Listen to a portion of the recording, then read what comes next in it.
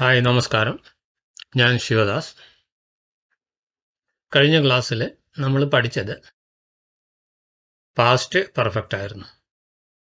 Had ഉണ്ടായിരുന്നു, had written എഴുതിയിട്ടുണ്ടായിരുന്നു.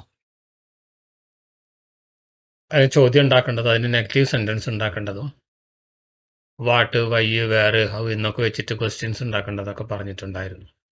എല്ലാവരും നന്നായി പഠിച്ചിട്ട് പ്രാക്ടീസ് ചെയ്തിട്ടുണ്ടാവും എന്ന് വിചാരിക്കുന്നു. പ്രാക്ടീസ് ചെയ്തിട്ടില്ലെങ്കിൽ അടുത്ത ക്ലാസ്സിലേക്ക് പോയാൽ ബുദ്ധിമുട്ടാകും. കാരണം അതിൻ്റെ തന്നെ ഒരു എക്സ്റ്റൻഷനാണ് ഇത് എന്ന് പറയാം. പാസ്റ്റ് പെർഫെക്റ്റിൻ്റെ ഒരു എക്സ്റ്റൻഷനാണ് പാസ്റ്റ് പെർഫെക്റ്റ് കണ്ടിന്യൂസ്. അപ്പോൾ ഇത് പാസ്റ്റ് പെർഫെക്റ്റ് പഠിക്കാത്തവർക്ക് പാസ്റ്റ് പെർഫെക്റ്റ് കണ്ടിന്യൂസിലേക്ക് പോകുമ്പോൾ അത് മനസ്സിലാവാൻ സാധ്യതയില്ല. ഇത് മനസ്സിലായി കഴിഞ്ഞാൽ പെർഫെക്റ്റ് മനസ്സിലായ കണ്ടിന്യൂസ് എളുപ്പമാവും. കാരണം അതിൽ നിന്നും നേരിയ വ്യത്യാസം മാത്രമേ ഇത് കണ്ടിന്യൂസിലേക്ക് ഉള്ളൂ.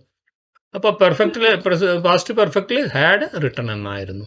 സബ്ജക്റ്റ് സിംഗുലർ ആയാലും പ്ലൂറൽ ആയാലും 100 പേരായാലും 200 പേരായാലും സബ്ജക്റ്റ് എന്ത് തന്നെ ആയാലും പ്രസൻറ്റ് പെർഫെക്റ്റ് ഉള്ള പോലെ ഹാസ്, ഹേവ് എന്നുള്ള കൺഫ്യൂഷനൊന്നും ഇവിടെ ഇല്ല. ഇവിടെ ഹേഡ് മാത്രം ഉപയോഗിച്ചാൽ മതി. സബ്ജക്റ്റ് എന്തായാലും ഹാഡ് റിട്ടൺ എഴുതിയിട്ടുണ്ടായിരുന്നു എന്നർത്ഥം വരും. ഈ ഉണ്ടായിരുന്നു എന്നുള്ള അർത്ഥത്തിൽ നമുക്ക് എന്തെങ്കിലും വാചകങ്ങൾ ആരോടെങ്കിലും പറയണമെങ്കിൽ ഈ സെൻറ്റൻസിനെ നമ്മൾ ആശ്രയിക്കണം. ഞാൻ അവിടെ പോയിട്ടുണ്ടായിരുന്നു, ഞാനത് കഴിച്ചിട്ടുണ്ടായിരുന്നു, ഞാനത് എടുത്തിട്ടുണ്ടായിരുന്നു. ഈ രീതിയിൽ സെൻറ്റൻസ് നമുക്ക് പറയണമെങ്കിൽ വേറെ വഴിയൊന്നുമില്ല, ഈ പാസ്റ്റ് പെർഫെക്റ്റിനെ തന്നെ ആശ്രയിക്കണം. ഇനി ഇതിൻ്റെ എക്സ്റ്റൻഷൻ എന്താണ്? കണ്ടിന്യൂസ് ആണ്. അപ്പോൾ തീർച്ചയായിട്ടും വെർബിൻ്റെ കൂടെ ING ഉണ്ടാവും എന്നുള്ളത് നിങ്ങൾക്ക് ഊഹിക്കാം. അപ്പോൾ ഹാഡ് റിട്ടൺ എന്താവും?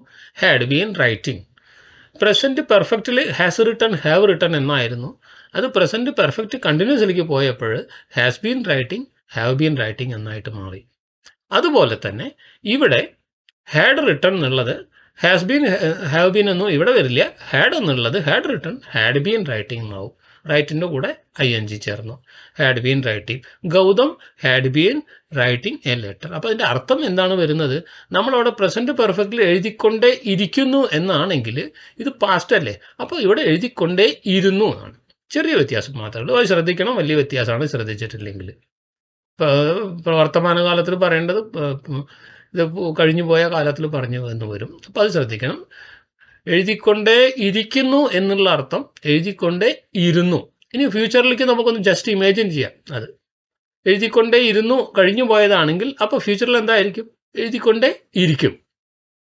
അറ്റ്ലീസ്റ്റ് മലയാളത്തിലെങ്കിലും നമുക്കറിയണ്ടേ, ഇംഗ്ലീഷിൽ അറിയില്ലെങ്കിലും. അപ്പോൾ എഴുതിക്കൊണ്ടേ ഇരിക്കുന്നു എന്നുള്ളത് എഴുതിക്കൊണ്ടേ ഇരുന്നു. ഹാഡ് റിട്ടൺ എഴുതിയിട്ടുണ്ടായിരുന്നു. ഹാഡ് ബീൻ റൈറ്റിംഗ് എഴുതിക്കൊണ്ടേ ഇരുന്നു. ഞാൻ അവിടെ പോയപ്പോൾ അവൻ എന്നെ നോക്കിയില്ല, അവൻ എഴുതിക്കൊണ്ടേ ഇരിക്കുക. ആരോടോ സംസാരിച്ചു കൊണ്ടേയിരുന്നു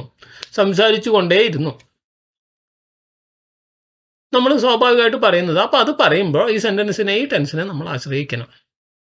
he had been talking to someone when I went there.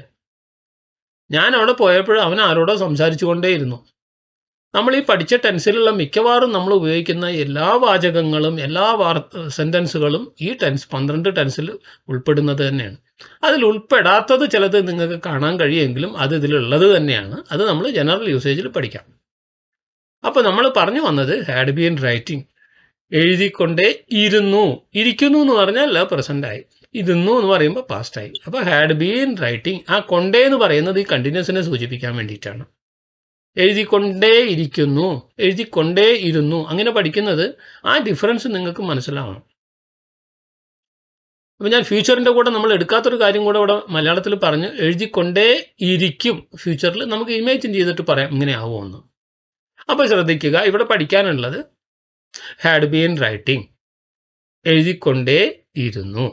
Subject എന്തോ ആയിക്കോട്ടെ. Gautam had been writing a letter, Gautam and Madhuri had been writing a letter. ഇനി ഐ സബ്ജക്റ്റ് ആയിക്കോട്ടെ. I had been writing a letter, we had been writing a letter, they had been writing a letter, you had been writing a letter. എന്താണ് അർത്ഥം? എഴുതിക്കൊണ്ടേ ഇരുന്നു. ആരായാലും, ഞാനായാലും, നിങ്ങളായാലും, അവരായാലും എല്ലാത്തിനും had been writing ആണ് നിങ്ങളുടെ point, main important ആയിട്ടുള്ള verb. ഒന്നിച്ചിട്ട് നിൽക്കുന്നതാണ്. അതിനെ ഒന്നിച്ചാണ് പഠിക്കേണ്ടത്. ഹാഡ് ബീൻ റൈറ്റിംഗ്, എഴുതിക്കൊണ്ടേ ഇരുന്നു. U had been writing. ഇനി അതിന് ചോദ്യം ഉണ്ടാക്കുമ്പോൾ നമ്മൾ മറ്റുള്ള ക്ലാസ്സിൽ പഠിച്ച പോലെ തന്നെ ഒരു വലിയ വ്യത്യാസമൊന്നുമില്ല. എന്താണ്? ഹാഡ് ബീൻ നമ്മൾ മുന്നോട്ട് കൊണ്ടുവരുന്നു. ഇപ്പോൾ അതിനെ നെഗറ്റീവ് ഉണ്ടാക്കുക. Gautam had not been writing a letter. Gautam and Madhuri had not been writing a letter. Negative sentence ആയി. ഇനി അതിനെ നമുക്ക് ക്വസ്റ്റ്യൻ ഉണ്ടാക്കുമ്പോൾ ഹാഡ് ഗൗതം ബീൻ ആണ് വേണ്ടത്. ഹാഡ് ബീൻ ഗൗതം വേണ്ട, അതത്ര ഭംഗിയില്ലാത്ത സെൻറ്റൻസ് ആണ്. അപ്പോൾ had Gautam been writing a letter, had Gautam and Madhuri been writing a letter. അവരെഴുതിക്കൊണ്ടേ ഇരിക്കുന്നുണ്ടോ, എഴുതിക്കൊണ്ടേ ഇരുന്നോ എന്നുള്ളതാണ് ചോദിക്കുന്നത്. എഴുതിക്കൊണ്ടേ ഇരുന്നു എന്നാണെങ്കിൽ അവർ എഴുതിക്കൊണ്ടേ ഇരുന്നോ എന്നാണ് ചോദ്യത്തിൽ വേണ്ടത്. എഴുതിക്കൊണ്ടേ ഇരിക്കുന്നു എന്ന് പറയരുത്, അപ്പോൾ പ്രസൻ്റായിട്ട് മാറും. എഴുതിക്കൊണ്ടേ ഇരിക്കുന്നു എന്നാണെങ്കിൽ എഴുതിക്കൊണ്ടേ ഇരിക്കുന്നു എന്ന് ചോദ്യം വരും, അത് പ്രസൻ്റായി. എഴുതിക്കൊണ്ടേ ഇരുന്നു, ചെറിയ വ്യത്യാസമുള്ളൂ, നേരിയ വ്യത്യാസമുള്ളൂ, പ്രസൻറ്റും പാസ്റ്റും മാറിപ്പോവും. എഴുതിക്കൊണ്ടേ ഇരുന്നു എന്നുള്ളത് എഴുതിക്കൊണ്ടേ ഇരുന്നോ എന്നായിരിക്കും ചോദ്യം. നമ്മുടെ ഇവിടുത്തെ ടെൻസിൽ എഴുതിക്കൊണ്ടേ ഇരുന്നോ. Had Gautam been writing a letter, ഞാൻ അവിടെ ചെന്നപ്പോൾ ഗൗതം ഒരു കത്ത് എഴുതിക്കൊണ്ടേ ഇരുന്നോ, ഇതാണ് നമ്മുടെ പോയിന്റ്. ഗൗതവും മാധുരിയും രണ്ടുപേരും കൂടി ചേർന്ന് കത്ത് എഴുതിക്കൊണ്ടേ ഇരുന്നോ, ഇങ്ങനെ പഠിക്കണം നമ്മളത്. അപ്പോൾ അത് had Madhuri and Gautam been writing a letter. No, they had not been writing a letter. അതിൻ്റെ നെഗറ്റീവായി. നമ്മളതിൻ്റെ പോസിറ്റീവ് സെൻറ്റൻസ് ആദ്യം പറഞ്ഞു, നെഗറ്റീവായി. ഇനി ചോദ്യം ഉണ്ടാക്കണമെങ്കിൽ വാട്ടും വേറും വയ്യൊക്കെ വെച്ചിട്ട് അതേപോലെ മുമ്പ് പഠിച്ചതുപോലെ തന്നെ what had Gautam been writing, what had Gautam and Madhuri been writing, what had I been writing, what had you been writing, what had we been writing, what had they been writing. ഇതാണ് ഈ സെൻറ്റൻസിൻ്റെ രൂപം. ഇങ്ങനെ നിങ്ങൾ ഇത്രയും പറഞ്ഞ സെൻറ്റൻസ് നിങ്ങൾ ഉണ്ടാക്കി കഴിഞ്ഞാൽ നിങ്ങൾ പക്കയായി 100% ആയി ടെൻസിൻ്റെ കാര്യത്തിൽ. മറ്റൊന്നിനെക്കുറിച്ചും ചിന്തിക്കാനില്ല. ഇങ്ങനെ ഞാൻ പറഞ്ഞ പോലെ ഒരു പോസിറ്റീവ് സെൻറ്റൻസ് ഉണ്ടാക്കുന്നു, അതിനൊരു നെഗറ്റീവ് ഉണ്ടാക്കുന്നു, പിന്നെ അതിനൊരു ചോദ്യം ഉണ്ടാക്കുന്നു. ഉദാഹരണം ഗൗതം ഹാഡ് ബീൻ റൈറ്റിംഗ്, ഇനി അതിന് negative Gautam had not been writing. ഇനി അതിന് ചോദ്യം ഉണ്ടാക്കുക, ഗൗതം എഴുതിക്കൊണ്ടേ ഇരുന്നോ, അപ്പം നമ്മൾ ഹാഡ് മുന്നിലേക്ക് കൊണ്ടുവരും. ഹാഡ് ഗൗതം ബീൻ റൈറ്റിംഗ് ചോദ്യമായി. ഇനി അതിന് നമ്മൾ നെഗറ്റീവ് ഉണ്ടാക്കണം, ഹാഡ് ഗൗതം ബീൻ റൈറ്റിംഗ്. ഇത്രയാണ് ഈ സെൻറ്റൻസിനകത്ത് പരിപൂർണ്ണമായിട്ട് നിങ്ങൾക്ക് ഉണ്ടാക്കാൻ പറ്റുള്ളൂ മാക്സിമം. അതിൽ കവിഞ്ഞ് പിന്നെ നമ്മൾ വാട്ടോ വേറോ ഹയ്യോ, വാട്ടോ വേറോ വയ്യോ ഹവോ ചേർത്തിട്ടുണ്ടാക്കാം. മറ്റുള്ളതിൽ പറഞ്ഞ പോലത്തെ what had Gautam been writing, what had Gautam and Madhuri been writing, when had they been writing, when had Madhuri been writing. മറ്റുള്ള ടെൻസിൽ പഠിച്ച അതേത് തന്നെയാണ്. ഹാവ് ബീൻ ഹാസ് ബീന് പകരം ഹാഡ് ബീൻ ആയി മാറും. അർത്ഥത്തിൽ വ്യത്യാസം വരും. എഴുതിക്കൊണ്ടേ ഇരിക്കുന്നു എന്നുള്ളത് പ്രസൻ്റ് ആകുമ്പോൾ എഴുതിക്കൊണ്ടേ ഇരുന്നു എന്നുള്ളത് പാസ്റ്റ് ആയി മാറും. അപ്പോൾ ഇനി അത് ഫ്യൂച്ചറിലേക്ക് ആകുമ്പോൾ ഇമാജിൻ ചെയ്യാം, ഫ്യൂച്ചറിലേക്ക് ആകുമ്പോൾ എഴുതിക്കൊണ്ടേ ഇരിക്കും എന്നാവും. മലയാളത്തിൽ അറ്റ്ലീസ്റ്റ് മലയാളത്തിലെങ്കിലും പറഞ്ഞ് പഠിക്കാം. ഇംഗ്ലീഷ് വരുമ്പോൾ നമുക്ക് ഇംഗ്ലീഷ് പഠിക്കാം. അപ്പോൾ ഈ 8 ടെൻസ് നമ്മുടെ ഇപ്പോൾ കഴിഞ്ഞു. ഇതാണ് ബേസിക് ടെൻസ്. ഇനി ഒരു 4 ടെൻസ് ഫ്യൂച്ചർ ടെൻസിലും കൂടെ നമുക്ക് പഠിക്കാനുണ്ട്. അതും ഇതുപോലെ തന്നെ അത്ര കോംപ്ലിക്കേറ്റഡ് ഒന്നുമല്ല.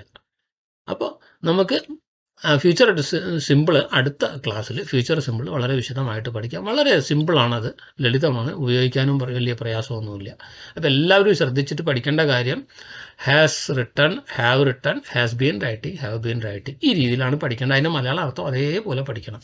പിന്നെ നമ്മൾ പറഞ്ഞു റോട്ട് എഴുതി, was writing, were writing, had written എഴുതിയിട്ടുണ്ടായിരുന്നു, ഹാഡ് ബീൻ റൈറ്റിംഗ്. ഇങ്ങനെ തന്നെ ഇതും ബൈഹാർട്ട് പഠിച്ചു കഴിഞ്ഞാൽ ആജീവനാന്തം മരണം വരെ ഇത് ഓർമ്മ ഉണ്ടാവും. പിന്നെ നമുക്ക് അടുത്ത ഓരോ സ്റ്റെപ്പിൽ പോകുമ്പോഴും വളരെ ഈസി ആയിട്ട് വരും. കാരണം ഈ നിയമം അറിയാത്തത് കൊണ്ട് വെർബിൻ്റെ ഏത് രൂപമാണ് ഉപയോഗിക്കാൻ, ആ വെർബിൻ്റെ രൂപം മാറ്റി ഉപയോഗിക്കേണ്ടതാണ് ഗ്രാമറിലെ പ്രധാനപ്പെട്ടത്. അല്ലെങ്കിൽ നമ്മൾ നാളെ ചായ കുടിച്ചു എന്ന് പറഞ്ഞു പോകുന്നു, ഞാൻ ആദ്യം ലെസണിൽ പറഞ്ഞു. ഇതാണ് സംഭവിക്കുന്നത്.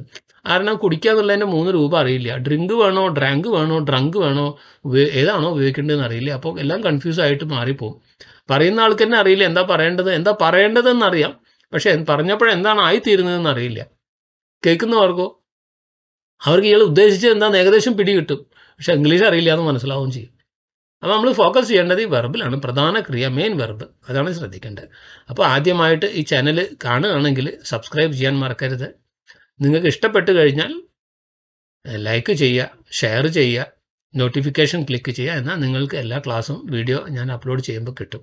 ഇനി നിങ്ങൾക്ക് ഈ ക്ലാസ് ഇഷ്ടപ്പെട്ടില്ല എന്ന് വിചാരിച്ചിട്ട് നിങ്ങൾ ഷെയർ ചെയ്യാതിരിക്കരുത്. ഇഷ്ടപ്പെടുന്നവരുണ്ടാവാം, അവർ പഠിച്ചോട്ടെ, ആവശ്യമുള്ളവർ പഠിച്ചോട്ടെ. അപ്പോൾ നിങ്ങൾക്ക് ഇഷ്ടമായിട്ടില്ലെങ്കിലും മറ്റുള്ളവർക്ക് ഷെയർ ചെയ്ത് കൊടുക്കുക.